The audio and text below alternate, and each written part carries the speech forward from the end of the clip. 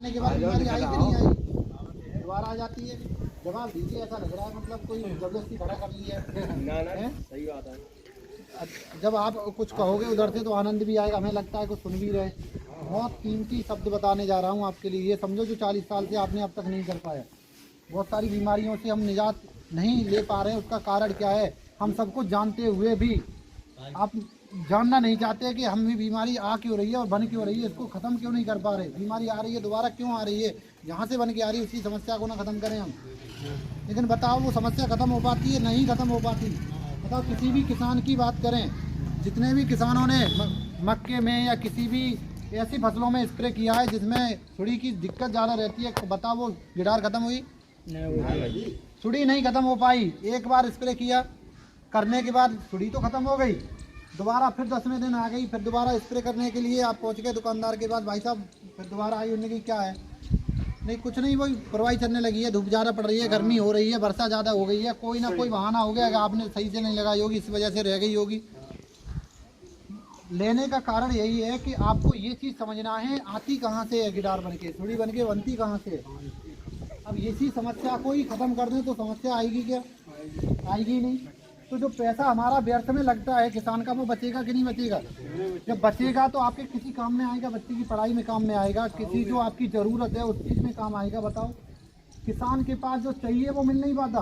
किसान के पास कोई ज़रूरत है पैसे की तो वो पैसा भी नहीं है, वो मजदूरी करके या किसी पे से ब्याज लेके वो उसकी ज़रूरतों को पूरा करता है, वो ब्याज में ही लगा रहता है, उस पर कर्ज ही रहता है। बताओ 20 बीघा खेती है, जिसके पास 10 बीघा खेती है, उससे कहो कि 2-3 लाख रुपये खाते में नहीं होंगे अगले।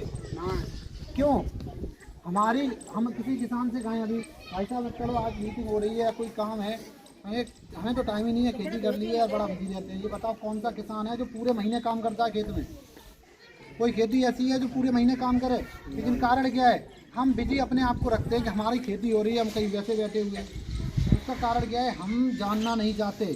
और जानने का कारण क्या है, वो दुकानदार देखा है आपने, केवल आपको जैसा बताता है वैसे ही चलते हैं हम। एक लेने गए होंगे प्रोडक्ट, भाई साहब स्पेशल लेके आए धानों के लिए, इस बार तो धान आपके बिल्कुल टॉप के और बढ़िया चमकीले होंगे, स्पेशल 2 एक लेने गए 3 और लपेट दिए साथ में हैं। होता है कि नहीं? लेकिन उससे खर्चा आपका बढ़ा कि नहीं बढ़ा? उसका फ़ायदा तो नहीं हो पाया, किसी को नुकसान ही हुआ है। और नुकसान होने का कारण यही है, किसान का लगातार ज़्यादा लागत लगने की वजह से पैदावार उतनी नहीं मिल पा रही जितनी होनी चाहिए।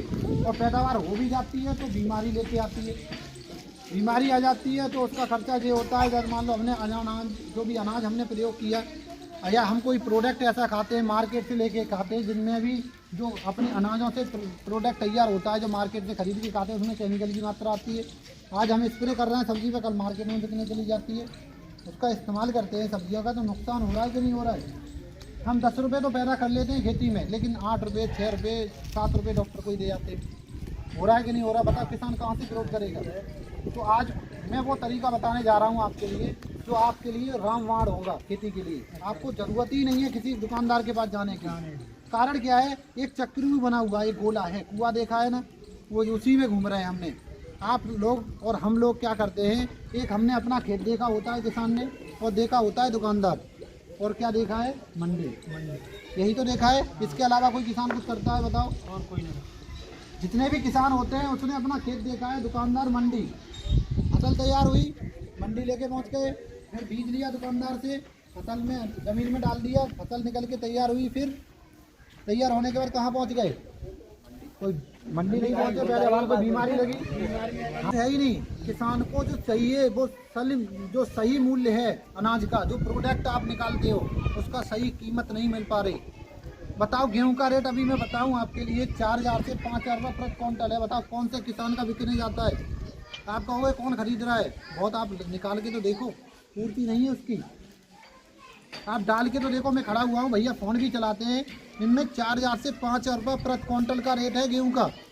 लेकिन हम उस अनाज को बेच क्यों नहीं पा रहे? उसका अनाज की केमिकल क्यों बढ़ा रहे हैं? उसका कारण यही है कि हमें सब कुछ पता होते हुए भी हम उस अनाज में केमिकल ज़्यादा से ज़्यादा मात्रा में लगाते हैं। गेहूं में बताओ कौन सा स्प्रे होता था? गेहूं में भी स्प्रे हो रहे हैं, होते हैं कि नहीं होते? कई ऐसी फसलें हैं जिसमें केमिकल की मात्रा नहीं लगती थी, उनमें भी लगने लगी है। फसल ही नहीं हो रही, उसको होती है तो बच्चा कमज़ोर होता है। होता है। समझना में बहुत बड़ी चीज़ बताने जा रहा हूँ आपके लिए। जब माँ कमज़ोर होती है तो बच्चा कमज़ोर ही होता है। क्यों कि जब हम फसलों को पहले करते थे तो ज़मीन के अंदर कार्बन की मात्रा, केचुआ पाया जाता था, जो 19 प्रकार के कीट होते थे, ट्राइकोडर्मा है, सूडोमोनास है, माइक्रोराजा का जो जीवाणु होता था वो भी पाया जाता था। लेकिन कारण क्या है, धीरे धीरे हमने केमिकल डाल डाल के उन्हें मार दिया। अब मिट्टी हो गई कठोर। अब कोई भी देखा है आपने, माँ कमज़ोर हो जाती है तो बच्चा के अंदर वो ताकत नहीं होती, वो भी कमज़ोर होता है।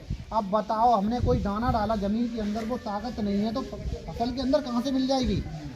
आ जाएगी। और हम क्या करते हैं, DAP, यूरिया या बहुत सारी ऐसे जाएं या कोई भी जो। अब उसका कारण क्या हो रहा है? उसका कारण यही हो रहा है, जब हम कोई भी बीमारी से ग्रसित हो जाते हैं, बीमारी हमारे अंदर आ जाती है, तो हम जब तक टैबलेट का इस्तेमाल करते हैं तब तक तो बीमारी रुकी रहती है। जैसे ही हमने टैबलेट का बंद किया, बीमारी फिर हावी हो गई हमारे ऊपर, हो जाती है। यानी वही हालत हमारी ज़मीन की और फसलों की हो रही है। हम जब तक केमिकल का प्रयोग कर रहे हैं तब तक तो वो सही हो रही है फसल, उसके बाद ख़त्म हो जाती है। अब कोई भी इंसान बीमार पड़ जाए या बुखार आ जाए, आप टैबलेट जब इस्तेमाल करते हो तो कमजोरी आती है कि नहीं आती है? आपको ₹7 ही है मातृभूमि कृषि सेवा केंद्र के नाम से। तो मैं चाहता हूँ उसके बारे में मैं बताऊँ, तो मैं चाहता हूँ जोरदार तालियां होनी चाहिए ऐसी कंपनी और ऐसी संस्था के लिए जो किसान। तो मैं चाहता हूँ आप लोग आए हैं, बहुत खुशी की बात है। काफ़ी लोगों से अभी बोला भी होगा, उन्होंने कि अरे चले जाओ, क्या बताएंगे हमें। तो मैं चाहता हूँ अपने लिए भी तालियां बजाइए, बजाओ। शर्म लग रही है किसानों को, तो ये लगता है इधर दुनिया के लिए तालियां बजाते हैं, किसानों के लिए कोई तालियां नहीं बजाता, क्योंकि किसान ऐसा कोई काम करता ही नहीं है। बताओ कोई काम करता है ऐसा किसान? कोई नेता आ जाए तो हम तालियां बजाने चले जाते हैं, कोई प्रोग्राम हो तो तालियां बजाने चले जाते हैं, लेकिन किसान के लिए कोई ऐसा कोई काम ही नहीं जो तालियां बजाएं उनके लिए। तो ऐसा कोई काम करिए जिससे कि लोग आपके प्रति आएँ कि किसान सबसे बड़ी ताकत है हमारे देश की, है क्या नहीं? आप अपनी ताकत को भूले बैठे हो। 72% जनसंख्या कृषि परिवार से जुड़ी हुई है।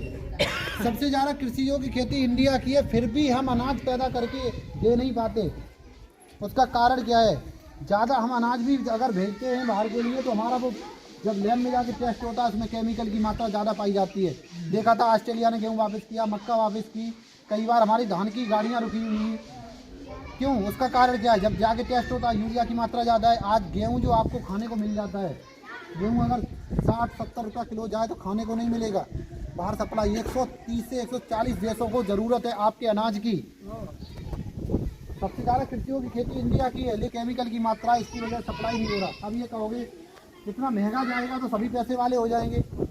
जब किसान के पास पैसा होगा, ताकत होगी, जब 70% किसान ताकतवर होगा, इसके पास पैसा होगा, सारी ज़रूरतें उसकी पूरी हो रही है, तो देश की भी ताकत नहीं होगी? एक शक्तिशाली देश बनेगा कि नहीं बनेगा? बनेगा कि नहीं बनेगा? तो कारण क्या है? हम अपनी कमजोरियों को दूर करें, और आज मैं वो कमजोरी को दूर करने ही आया हूँ आपकी। और भैया क्या बताया था मीटिंग में, तो कई किसान जाने के बाद अरे कुछ ना बता, वही प्रोडक्ट बता गए थे, यूरिया मिला के डाल दियो, यही तो कह देते हैं। क्यों? इसका कारण क्या है? कई बार किसानों ने शिकायत की, भाई साहब हम पहले नहीं मिल पाए थे मीटिंग में, हमने वो जो मीटिंग में भैया थे उनसे पूछा था, अरे कुछ नहीं भाई एक आध प्रोडक्ट ऐसे बताए, यूरिया डालते रहो। क्यों? उनकी फसल बढ़िया ना हो जाए बता देंगे तो। ये ईर्ष्या, क्योंकि हमारा जो संगठन है वो बन नहीं पा रहा है।